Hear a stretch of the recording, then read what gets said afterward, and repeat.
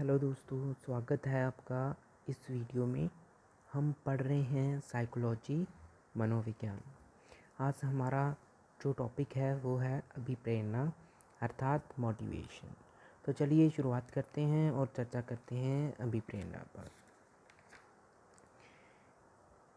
पहले हम जान लेते हैं कि मोटिवेशन जो है वह हमें क्यों का जवाब देता है।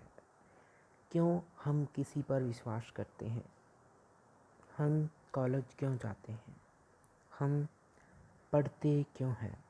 मोटिवेशन हमें क्यों का आंसर देता है। चलिए हम सबसे पहले इंट्रोडक्शन पढ़ते हैं। इंट्रोडक्शन। विद्यार्थी परीक्षाओं के समय आधी आधी रात तक मेहनत करते हैं। क्यों?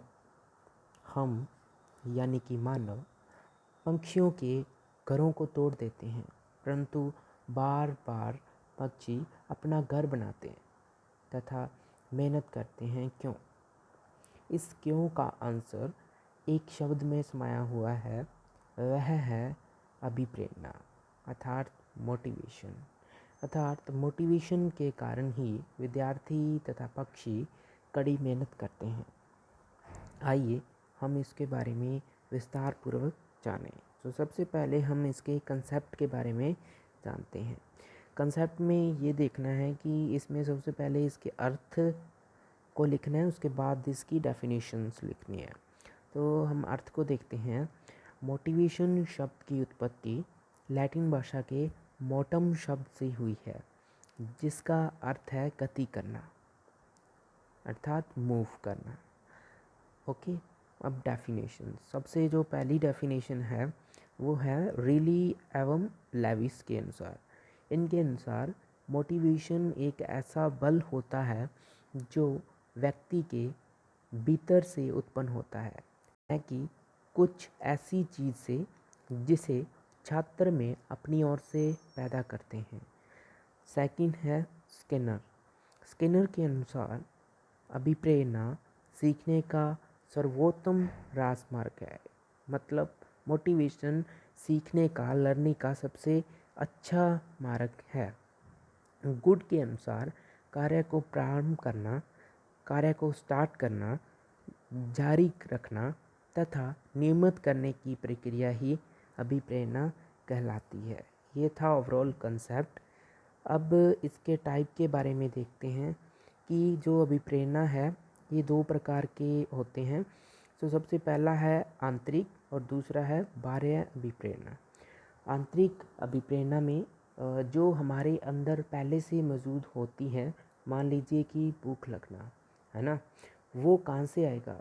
किसी ने ज़बरदस्ती थोपा नहीं आप पे कि भाई तुझे भूख क्यों नहीं लग रही। ये हमारे अंदर है, खाना नहीं मिलेगा तो भूख लगनी ही लगनी है।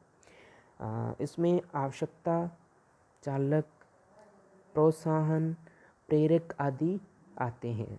और दूसरे नंबर पे है बाह्य अभिप्रेरणा।